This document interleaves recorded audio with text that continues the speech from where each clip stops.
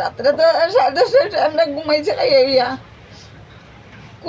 কোনো শব্দই হইলাম না। ভোরবেলা উঠছি, দরজা খুলছি, দরজা খুলিয়া দিতে দরজা উঠে সব লাগাইলাছে।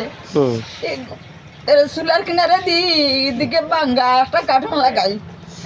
এরপরে গেলাম না, এক কার্টন দুধ আসিল, দুধটি নিচে গিয়া একটা বটনি দল আছে, তাও নাই। পিছনে দিয়েছি দেখি একটা টাঙ্ক আছি, টাঙ্কর মাঝে সবের আমরা পুরা ফ্যামিলির ডকুমেন্টস আছে, স্বর্ণের কিছু জিনিস আছে, রূপারও কিছু জিনিস আছে।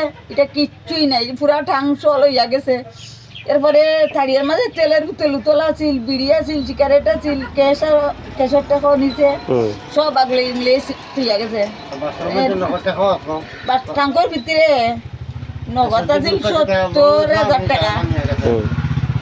মাল উঠাইছি কিছু, একটা ফ্রিজ কিনছি, রয়েছে আজকে গিয়া মালটা আনবো আর কি, দোকানের মাল আনবো।